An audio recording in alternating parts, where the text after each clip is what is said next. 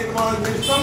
ఇలా ఐడిఎస్ కాలనీలో సుమారు 400 పేద కుటుంబాలకు వారికి ఇల్లు నిర్మాణం చేసి వారికి ఇచ్చినాం. కాబట్టి వారికి సకల సౌకర్యాలతో ఉండేది.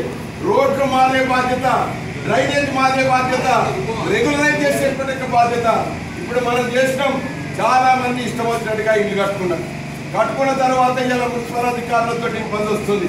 అట్లా జరగకుండా వాటిని రెగ్యులరైజ్ చేసేటువంటి కార్యక్రమం సీఎం గారు ఒక్క పైసా ఖర్చు లేకుండా ఇళ్ళ రెగ్యులరైజేషన్ చేస్తుండు, ఇళ్ళ పట్టాల రెగ్యులరైజేషన్ చేస్తున్నటువంటి ఈ సందర్భంగా చెప్తున్నా.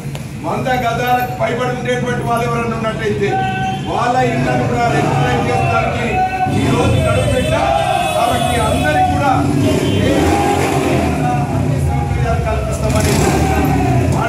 కాబట్టి ఎల్లుండి మాత్రం మీ అందరితో మరీ కోరుతున్నా, మీకు మంచి రోజులు రావాలంటే చాలా ఆలోచన చేసి ఓటేయండి. మీరు ఓటేసినప్పుడు ఒకటే ఆలోచన చేయండి, నా పెద్ద కొడుకు చేసింది పని ఏమిటి, కాబట్టి నాకు ప్రభుత్వం చేస్తున్న పనులేమిటి, ఇంకా భవిష్యత్తులో చేసేటువంటి పనులేమిటి, ఇంకా ఏమేమి రావాలనే స్వప్నం కంటున్నాం. ఆ స్వప్నం నిజం కావాలంటే కారు గుర్తుకే ఓటేయాలి. వేసుకుని మన స్వప్నం కారు గుర్తుకే. జై తెలంగాణ, జై తెలంగాణ, కారు గుర్తుకే, కారు గుర్తుకే,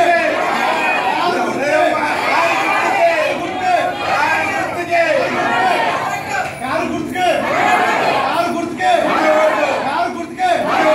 జై తెలంగాణ, జై తెలంగాణ, జై కేసీఆర్, జై కేసీఆర్, జై కేసీఆర్.